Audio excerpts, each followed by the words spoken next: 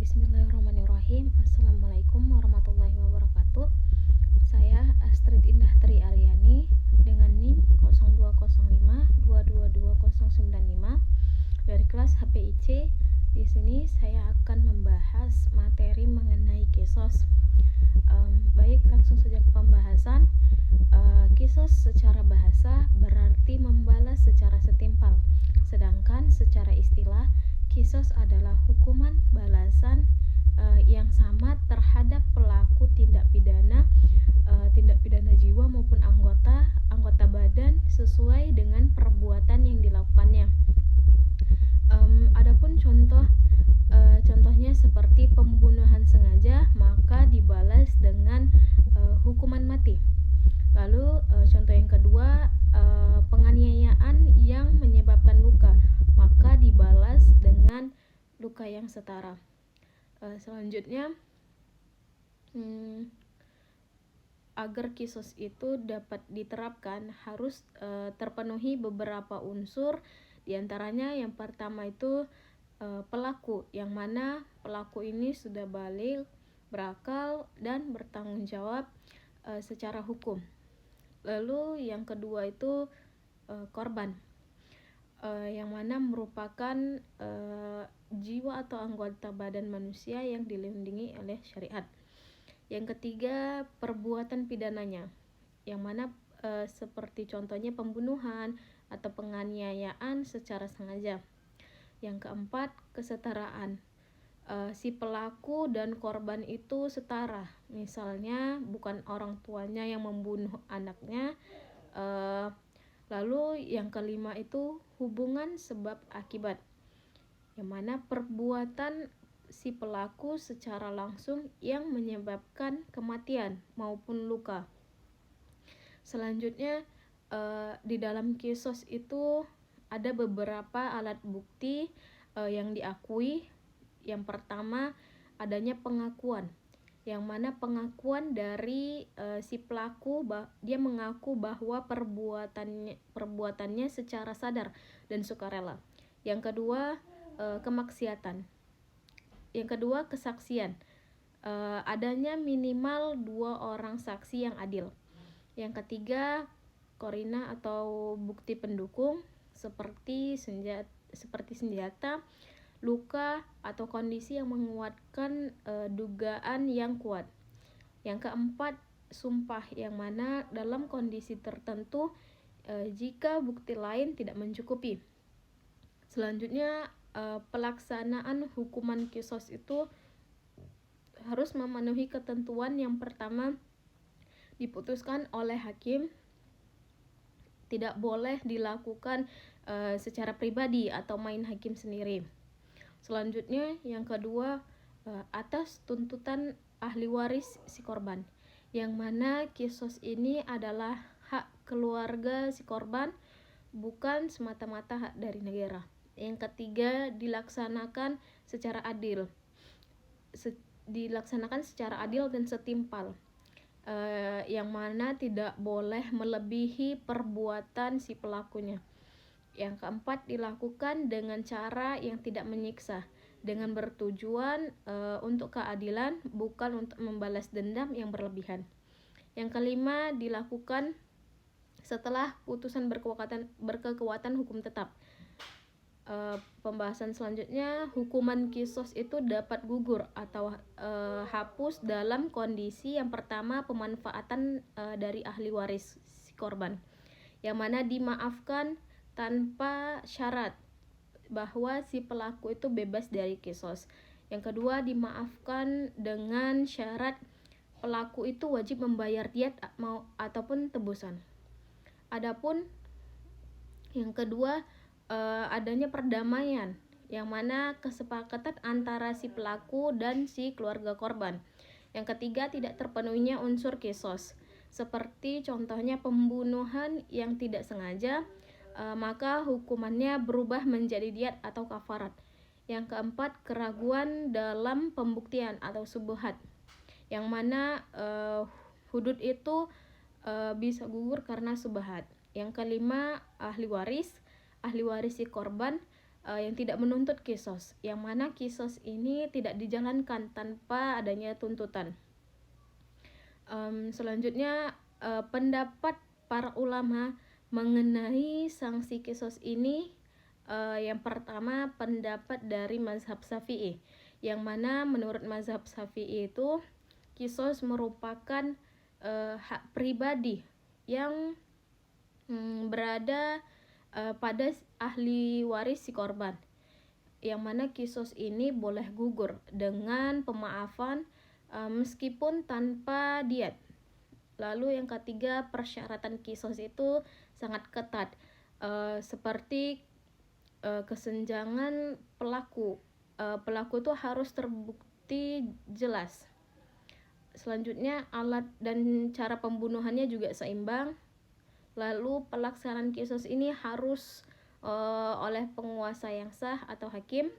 Lalu yang kedua ada pendapat dari mazhab Hambali, yang mana ulama Hambali itu menyatakan kalau kisos itu adalah hak ahli waris hak ahli waris si korban.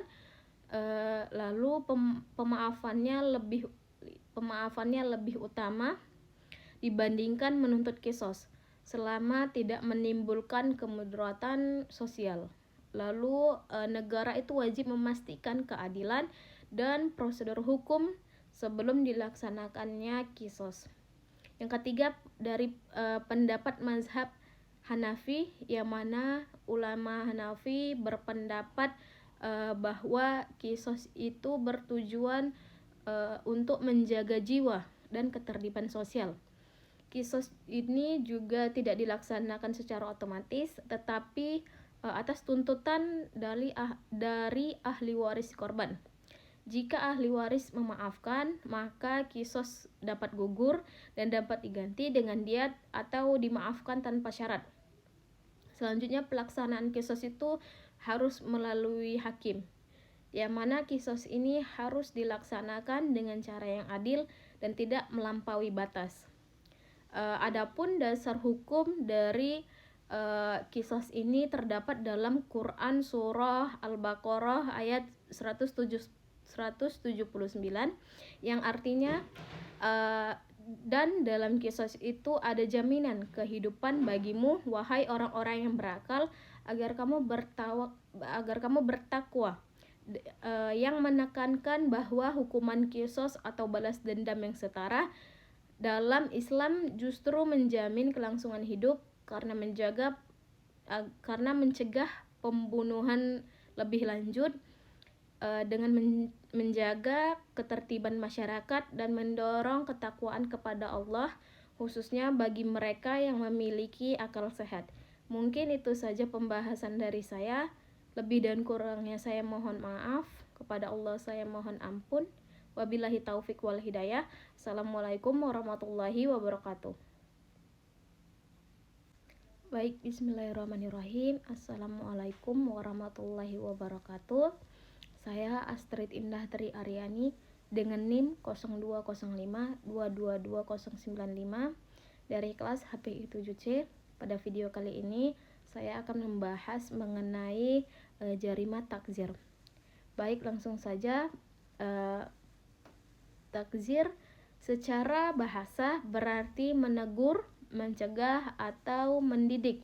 Sedangkan takzir secara istilah adalah hukuman yang dijatuhkan atas perbuatan maksiat atau pelanggaran hukum yang tidak ditentukan jenis dan kadar hukumnya secara tegas oleh syariat, dan penentuannya berdasarkan keputusan hakim. Pembahasan selanjutnya, agar hukuman takzir itu dapat dijatuhkan haruslah memenuhi beberapa unsur, di antaranya yang pertama pelaku, yang mana pelakunya ini orang yang sudah balik, berakal, dan cakap hukum. Yang kedua, adanya perbuatan tercela atau melanggar hukum, yang mana perbuatan maksiat atau pelanggaran yang tidak termasuk hudud atau termaksud hudud maupun kisos tetapi tidak terpenuhinya syarat. Yang ketiga, adanya larangan syariat atau peraturan yang mana perbuatan yang bertentangan dengan hukum Islam maupun aturan dari negara. Yang keempat, kesalahan oleh pelaku yang mana adanya kesengajaan maupun kelalaian. Ada unsur kesalahan yang dapat dipertanggungjawabkan. Yang kelima, kemaslahatan umum yang mana hukumannya bertujuan untuk mendidik dan mencegah. Dalam jarima ta'zir ada beberapa alat bukti, di antaranya yang pertama pengakuan atau ikrar, yang mana pengakuan dari si pelaku yang dapat dicabut menurut sebagian ulama. Yang kedua, kesaksian atau syahadah, kesaksian dari satu atau lebih saksi. Selanjutnya yang ketiga ada qarinah atau bukti secara tidak langsung, seperti adanya dokumen, rekaman, barang bukti, hasil pemeriksaan, dan keadaan yang meyakinkan. Yang keempat, adanya sumpah yang mana digunakan bila diperlukan. Yang kelima, keyakinan hakim yang berdasarkan fakta persidangan dan pertimbangan keadilan. Pembahasan selanjutnya, pelaksanaan takzir itu memiliki karakteristik, di antaranya yang pertama ditentukan oleh hakim atau penguasa, seperti jenis dan berat hukumannya yang bersifat variatif. Lalu yang kedua, bentuk hukuman takzir itu seperti teguran, bisa seperti teguran atau nasihat, lalu adanya denda, lalu cambukan ringan, selanjutnya penjara, pengasingan, maupun pemecatan jabatan, dan pendidikan atau pembinaan. Yang ketiga, bertujuan untuk mendidik bukan menyiksa, yang dapat menimbulkan efek jera dan perbaikan akhlak. Yang keempat, disesuaikan dengan kondisi pelaku dan masyarakat, yang memperhatikan usia, latar belakang, juga dampak sosialnya. Dan yang terakhir, dapat berubah atau disesuaikan dengan seiring perubahan zaman dan kemaslahatan. Adapun hukuman takzir itu dapat gugur atau dapat dihapuskan dalam beberapa kondisi, di antaranya yang pertama adanya pemaafan oleh hakim, yang mana terutama jika pelaku itu bertaubat dan tidak membahayakan masyarakat. Yang kedua, taubat yang sesungguh-sungguhnya, yang mana menurut sebagian ulama taubat itu dapat menggugurkan takzir tertentu. Yang ketiga, melalui perdamaian antara pelaku dan korban. Nah, untuk takzir yang berkaitan dengan hak individu. Yang keempat, tidak terpenuhinya unsur ataupun bukti, yang mana perkara atau masalah ini tidak terbukti secara meyakinkan. Yang kelima, kebijakan kemaslahatan umum. Yang keenam, dari pelaksanaan hukumannya yang telah selesai, yang mana kewajiban hukum berakhir setelah dijalankan. Yang adapun takzir ini merupakan tahapan yang penting dalam hukum pidana Islam untuk menjaga ketertiban dan menyesuaikan penegakan hukum dengan perkembangan masyarakat dengan tetap berlandaskan keadilan dan kemaslahatan. Adapun pendapat para ulama mengenai penerapan sanksi takzir ini, yang pertama, menurut pendapat mazhab Syafi'i, yang mana takzir ini adalah hukuman untuk maksiat yang tidak ada hududnya, yang mana batas maksimum cambukannya tidak boleh menyamai atau melebihi hudud, yang mana penegakan pada asas kehati-hatian dan keadilan. Selanjutnya yang kedua, menurut mazhab Hanafi, yang mana mazhab Hanafi berpendapat bahwa takzir itu adalah hukuman selain hudud yang ditetapkan untuk mendidik pelaku, yang batas maksimum cambukan takzir itu tidak boleh melebihi hukuman hudud yang biasanya di bawah 40 cambukan. Lalu hakim itu memiliki kewenangan yang luas tetapi tidak boleh semena-mena. Selanjutnya menurut mazhab Hambali, yang mana takzir ini sangat fleksibel dan dapat disesuaikan dengan kondisi si pelaku, yang boleh berupa hukuman fisik seperti penjara ataupun sanksi sosial. Takzir ini dapat diperberat bagi pelaku yang meresahkan. Pembahasan yang selanjutnya, adapun dasar, mungkin itu saja pembahasan dari saya. Lebih dan kurangnya saya mohon maaf, kepada Allah saya mohon ampun. Wabillahi taufik wal hidayah. Assalamualaikum warahmatullahi wabarakatuh. Baik, bismillahirrahmanirrahim. Assalamualaikum warahmatullahi wabarakatuh. Saya Astrid Indah Tri Aryani dengan NIM 0205222095 dari kelas HPI 7C. Pada video ini saya akan membahas mengenai diat. Langsung saja. Diat secara bahasa berarti harta tebusan. Sedangkan diat secara istilah adalah sejumlah harta yang wajib dibayarkan oleh pelaku tindak pidana kepada korban atau ahli warisnya sebagai ganti rugi atas hilangnya nyawa atau rusaknya anggota badan ketika kisos itu tidak dilaksanakan.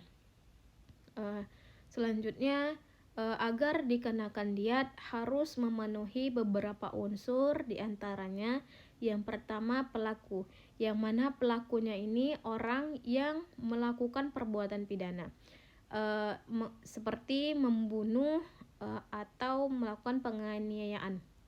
Yang kedua korban, yang mana korban ini merupakan manusia yang dilindungi oleh hukum. Yang ketiga perbuatan pidana, yang mana seperti pembunuhan atau penganiayaan tidak sengaja maupun sengaja tetapi kisos dimaafkan. Yang keempat, adanya kerugian jiwa atau anggota badan yang dapat membuat kematian atau luka yang nyata. Yang kelima, hubungan sebab akibat perbuatan si pelaku yang menyebabkan kerugian tersebut. Selanjutnya, adapun alat bukti penetapan diat ini, yang pertama adanya pengakuan atau ikrar, pengakuan dari pelaku secara sadar dan sukarela. Yang kedua kesaksian atau syahadah, minimal 2 orang saksi yang adil. Yang ketiga qarinah atau bukti pendukung seperti luka, senjata ataupun kondisi peristiwa. Yang keempat adanya sumpah, yang mana digunakan bila alat bukti lain tidak mencukupi. Yang kelima dokumen atau catatan medis. Dalam konteks modern saat ini digunakan sebagai penguat dari alat bukti. Pembahasan selanjutnya, pelaksanaan diat itu dilakukan dengan beberapa ketentuan. Di antaranya yang pertama berdasarkan putusan hakim yang ditetapkan sesuai dengan proses peradilan. Yang kedua dibayarkan kepada korban atau ahli warisnya, bukan kepada negara. Yang ketiga, besaran diat itu ditentukan dengan syariat. Diat penuh ini 100 ekor unta atau nilai setaranya. Yang kedua, diat itu dapat berupa emas, perak atau harta lainnya sesuai dengan kesepakatan. Yang keempat, dapat dibayar secara bertahap. yang umumnya maksimal 3 tahun. Selanjutnya, dalam pembunuhan tidak sengaja, diat ini dibebankan kepada akilah atau keluarga si pelaku.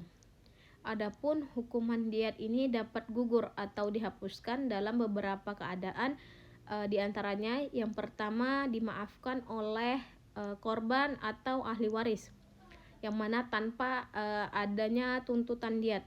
Yang kedua, melalui perdamaian, adanya kesepakatan untuk mengganti dengan jumlah lain atau membebaskan.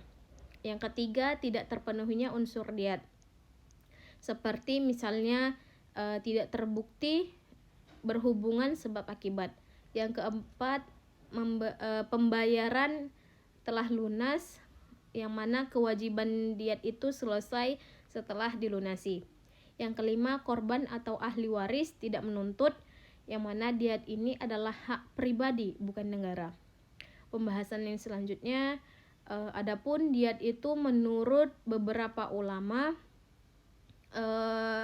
yang pertama pendapat dari mazhab Syafi'i, yang mana ulama Syafi'i berpendapat bahwa diat adalah hak pribadi milik ahli waris maupun si korban.